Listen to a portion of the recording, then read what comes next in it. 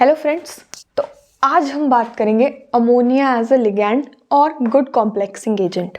तो क्वेश्चन आता है कि why does ammonia act as a ligand या फिर act as a good complexing agent. तो अब देखते हैं आंसर्स। हमें पता है कि अमोनिया का फॉर्मूला क्या होता है, NH3, जिसमें हमें पता है एक N प्रेजेंट होता है ना। तो पहले डेफिनेशन देखते हैं। Because nitrogen in ammonia has a lone pair of electrons which can easily be loosed and act as a ligand. बोल रहे कि हमें पता है जो अमोनिया में एक N प्रेजेंट होता है ना, उसके पास एक लोन पेयर होता है जो कि वो इजीली डोनेट कर सकता है, इजीली लूज कर सकता है। और हमें पता है लिगैंड क्या होता है, जो अपना इलेक्ट्रॉन डोनेट करता है इन कॉम्प्लेक्स कंपाउंड, है ना। तो डोनेट करके इजीली वो एज अ लिगैंड एक्ट कर सकता है। अब देखो बोला है कि due to the small size of nitrogen atom, lone pair of electron can be easily distributed in small area.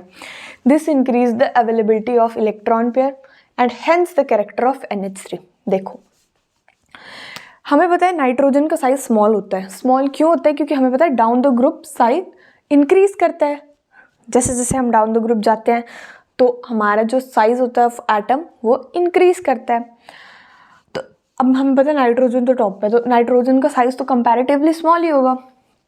तो यहाँ पे लिखा है due to the small size of nitrogen atom, lone pair of electron is easily distributed in small area. देखो अब अगर कोई बड़े साइज़ का हमारे पास कोई एलिमेंट होगा, कोई एटम होगा, तो उसके इलेक्ट्रॉन्स कहीं पे भी डिस्ट्रीब्यूटेड हो सकते हैं। मान लो यहाँ है, तो अब हम इतने बड़े में यहाँ सिर्फ 2 जगह ही है, बाकी जगह तो सारी खाली है ना।